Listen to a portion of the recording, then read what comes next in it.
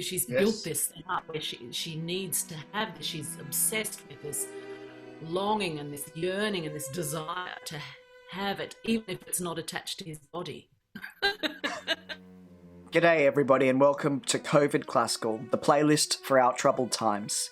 Each week I'm going to choose a new emotion that we'll be feeling in this isolation period and explore it through some of the most beautiful, profound, energetic classical music ever written.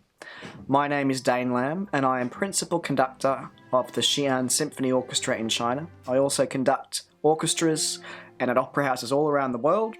Not right now, of course, because we're in this lockdown, but I thought it's a great opportunity to share some beautiful music with all of you.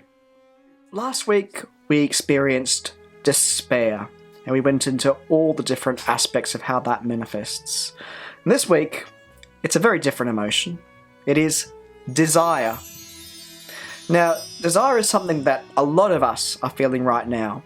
It's the longing, it's the wanting, it's the desire for an object or for a person that perhaps we can't have right away. And it is this fulfilling and withholding of this object of our desire that has driven so many artists, poets, and musicians throughout the centuries.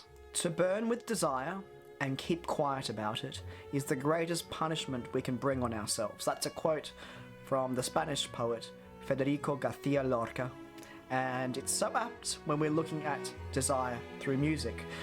Of course, there are the great operatic love stories, this burning passion and love and desire between two lovers.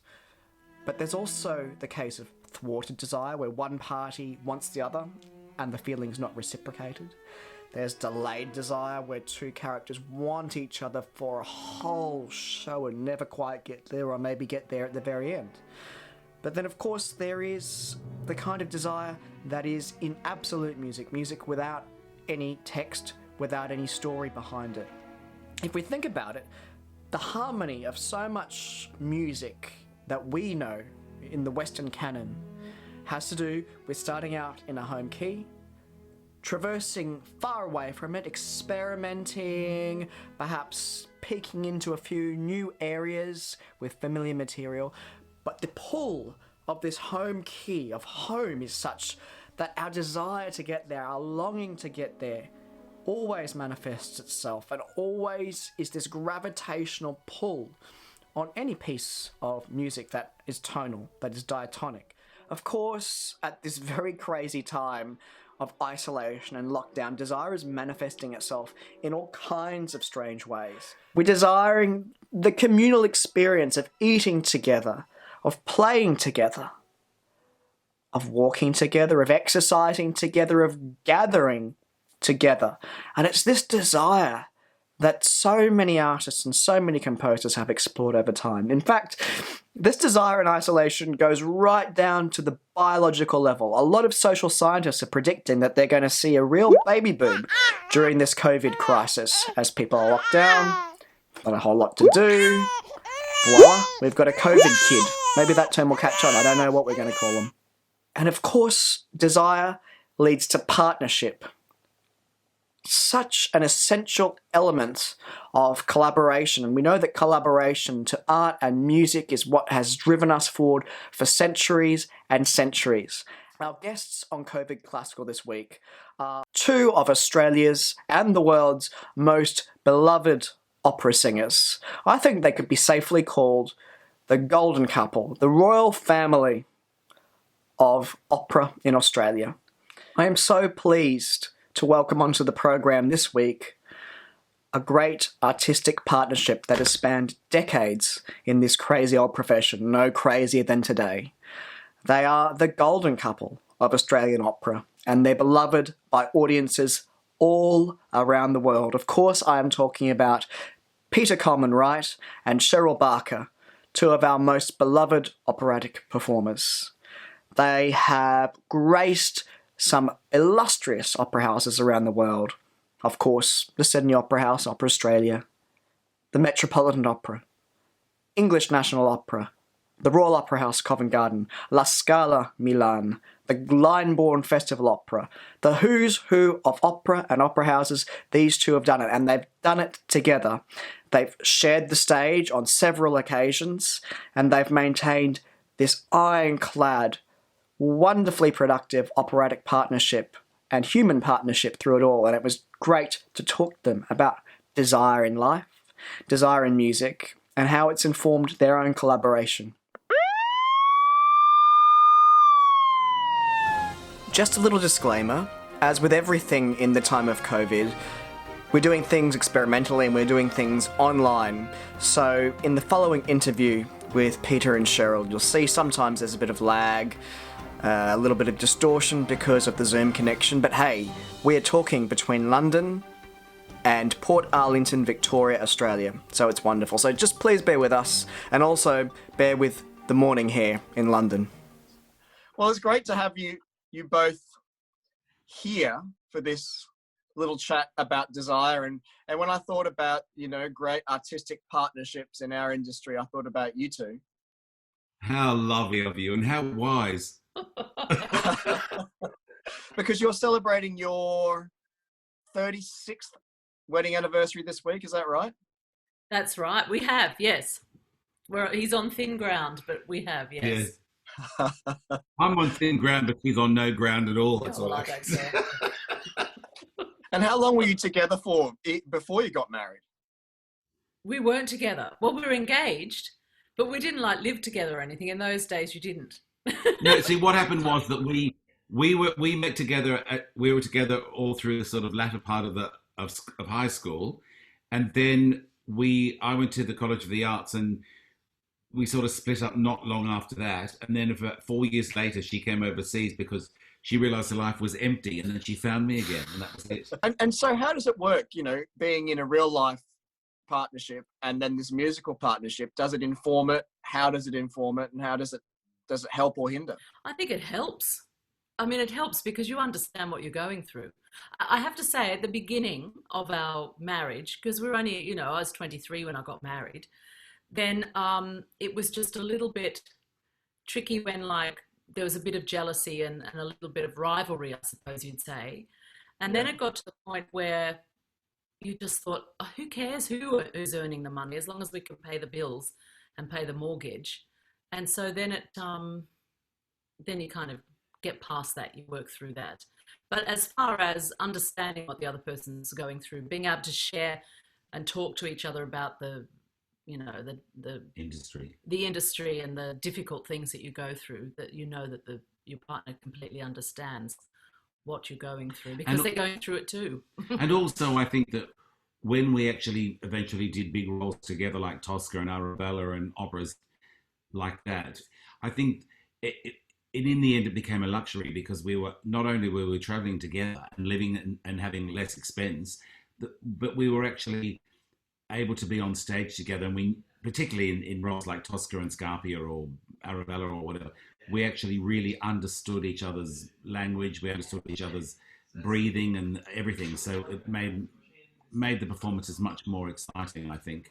Yeah, that's a particular operatic partnership, as it were, the Tosca and Scarpia. I mean, a lot of people who are listening to this may never have seen Tosca before. Can you explain a little bit about what that relationship is like, this sort of coercive relationship, a strange power dynamic between Tosca and Scarpia, and how that plays out in the music? Yeah, she's a singer, he's chief of police, and her boyfriend is collaborated with the rebels, and so he's wanted by the police because he's been harbouring a escapee, and he's helping him to flee. And so Scarpia has always desired Tosca, but he finds a way to get her by actually arresting her boyfriend, torturing him, letting her be privy to that, and saying, if you sleep with me, then I'll give you safe passage to leave Rome. So she agrees to, and just as he's sort of coming towards her to take her, she grabs a knife and stabs him and kills him. And then he's actually double-crossed her. This is Scarpia has double-crossed her because the actual letter and the way he's spoken to his offsider is, we'll do the same as Palmieri, I think it is, which was a fake execution, a so-called fake execution, just to look as if they're doing the right thing. And of course, she thinks it's going to be fake, but in fact, it's real. So Cavaradossi actually gets shot. But I think it's a real. And then I was just going to finish because I'm almost to the end, and then they discover the body of Scarpia, and she jumps off the battlements.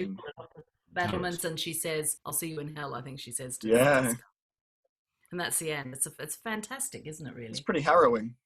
It is harrowing. It is, yeah. But it's really ultimately about power, I think, and so she has her power and her strength and her incredible sexuality and the strength of and a strong woman, and he is about total and utter power and enjoys it. And so I think when we did it together, we took a lot of our home life on stage, because a lot of people, I think, thought, oh, they can't really do such evil roles to get, or... But she's not evil. No, she's just naive. Yeah. Yeah, but anyway, I think in the end there was a very sort of voyeuristic, strong sense of sexuality that people could see with us, because there was no wall up. We were both free to go for whatever we wanted. So consequently, when she stabbed me, she would stab and stab and stab and stab and stab me, because I think she was getting something out of the system. No. So it's cathartic to sometimes be on stage and as well as living together.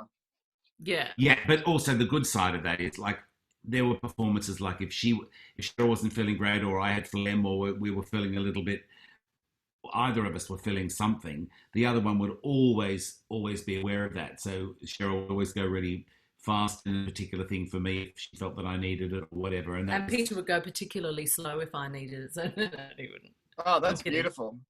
And the conductor just followed. No. Who would follow? Who? Conductor follow? What are you talking about? And what about Puccini's music in Tosca? How did he use the music to depict, say, the different desires? Like Scarpia's desire is very different to, well, Tosca doesn't desire Scarpia, but she desires Cavaradossi. How does he use the music in, say, your big arias? Because I actually think Tosca, the reason why Tosca can be really successful sometimes and not at other times, is that I think Scarpia can't be this thoroughly evil, revolting figure, because I think the secret of the success of Tosca is that there is an element of tension, of sexual tension. I think there has to be a danger between the two of them. I think there has to be an element of that sort of Tosca slightly being intrigued by his power and slightly enjoying the power. I think if he's just absolutely disgusting from the very, very onset, then it loses some of that tension in that second act. So I think the desire, Puccini uses that build up and that tension of climbing, of chromatically climbing all the time in that scene of it's almost like a release. There's that two scene between Tosca and Scarpia, this back and forth. Yeah, I think it starts off it's almost like the butterfly and the cat, or she is sitting there and he's just sort of playing with her and pouring the wine and asking her to supper, and she wants to get straight to the point, and he's just playing with her for a long, long time. It is like a cat. And then, as Cheryl said before, the tables turn quite dramatically. I think it's brilliantly orchestrated. It's brilliantly written. Exactly that, to keep that tension sort of building up. Just when you think it's reached the climax, then there's an interruption by somebody, and then it all drops down again, and then it builds up again. That happens about 2 or 3 times in it. It's one of the great scenes. Oh, it really is. I mean, it's almost a standalone opera in itself, just that whole second act. when she's standing there and he says, go and let her hear Cavaradossi screaming, and torturing me. Are you going to? And then she's saying, no, and please stop it, and he's just absolutely loving every minute of it.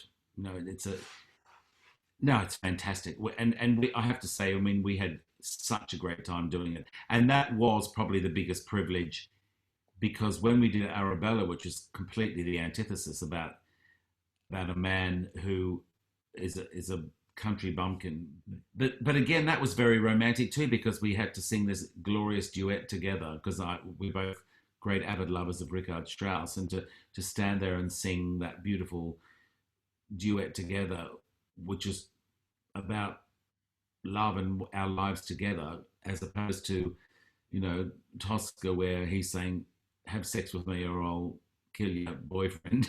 Yeah, it's much more coercive and much more turbulent, isn't it? But can you articulate how Strauss's music differs from Puccini's music in depicting this desire in different ways?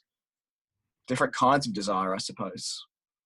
Strauss to me was in two camps. There was the beautiful romantic, or there was the really dramatic, like, you know, Electra and Salome and those sorts of things. He was obviously a really complex man, and nobody could write the most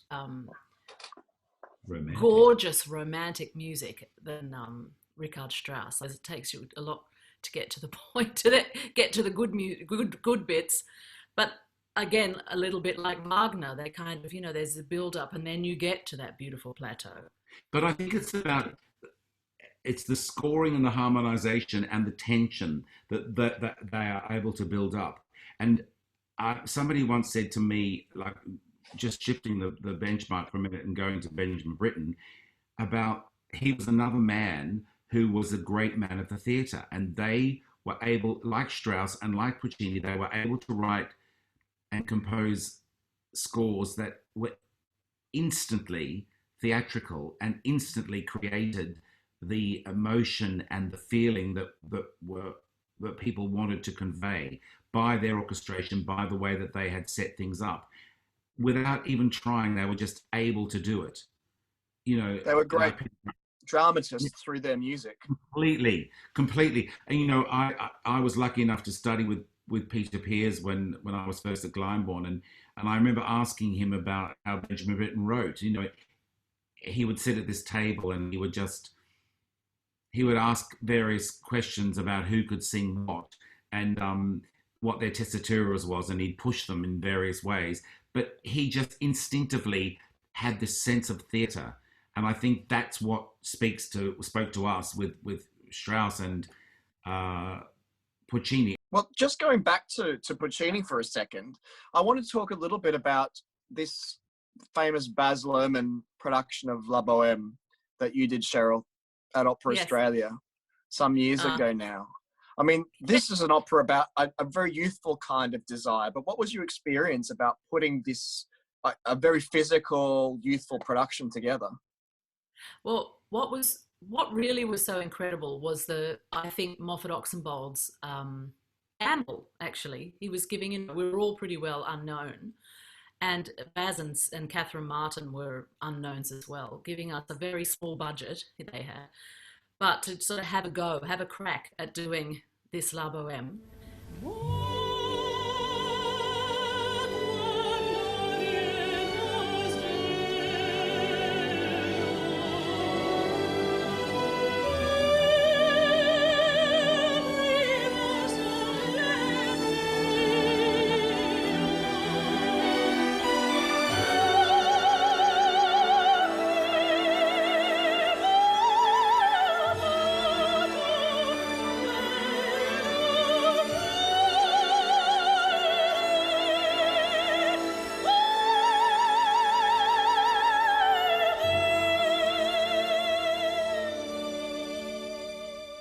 And the way that Baz directed it, for the first couple of weeks, we actually didn't sing a note. We just had to speak our lines in English, of course, because we all had to run home and quickly get our dictionaries out because we didn't know what we were saying. Nico Castell didn't apply. No, we had to sit there for hours translating. So he said, no, just say your lines in English and, you know, knock on the door and come in and do what you would do. So it became very, as they say, organic. And during that process, we all formed relationships, although we had, because the four major, the Marcello, Rodolfo, Mimi and Musetta, we'd all done it 3 years prior to that for the Victoria State Opera Country Tour. So we all knew each other anyway. And David and Roger Lemke had grown up together. I'd been at the College of the Arts with Christine Douglas, so we kind of had this history anyway. And we just became like a great big family, and very playful and very Free. very free. And we all knew exactly, we got so into the text that we knew what was being sung to us. We actually lived those emotions. And so I think, it was really, that's what I think carried across the footlights, that the actual physical, the feelings that we had, the audience picked up on, because that's, as far as being a singer, the successful singers are the ones that can actually communicate. Be real, and I think we could communicate to the audiences, and that they kind of went along with the enthusiasm of the piece as well. So were you able to pick a piece each that really epitomizes desire in music? Yes, I was. The final scene from Salome. Very good. Why? Desire. It's desire. What she desires, the power, isn't it? Not the power. She desires the kiss of Johannahan. And the thing about desire is that often when you actually get desire, you have your desire fulfilled, it's a bit of a letdown. And that's what happens to her, of course. She's built this thing up where she needs to have this. She's obsessed with this longing and this yearning and this desire to have it, even if it's not attached to his body. Yeah, it's primal, it's animal, isn't it? It is so animalistic. And then when she finally kisses his mouth, she's so frenzied and the peak of the whole thing, and it just gives her nothing back. It's like she goes completely insane at that moment. But the build up to that is just throughout the whole opera. Once she has her sights set on him, she will not stop until she gets her desire. It's brilliant. It's wonderful music too. Wonderful to play, yeah. And I thought long and hard about that question, and I think I would have to say, having just talked about Tosca at length, I would have to say the biggest desire is the desire of Scarpia to make sure that he can conquer Tosca in every way. Power, sexually, just completely squash her. Breaking her. Power, desire, everything that, every element of the word desire, from the good side of it to the bad side of it. Oh, that's great. And actually, I just want to ask you, what about your creative partnership makes it work? And has worked for so long? I think the thing that's got us through this is communication. Talking. Even if you're fighting, you're still communicating. We fight quite a lot. We do fight a lot because we've known each other for so long that I'm nicer than she is. It's not really fighting. It's just bickering. And now we're in, hunkered down here for, every day there's some sort of spat. But but seriously, it is from communication, and all throughout our career, we made sure. Peter is a very good communicator, as you know. I'm not so. Oh, he's made me, but I used to be quite introverted, but he's dragged me up and out of myself. And, he would badger me until I told him everything about the day, so that we were part of each other's lives, even, if we were off on tour away from each other, which is, I think that's the key to it, actually. Yes, the little things, Dane, are the things that matter. Something major you'll always talk about, but it's little things like I've got a pimple on my nose, or I had the most fantastic chicken tikka for dinner. Yeah, so the people feel that they're actually experiencing the life that you're having at that time.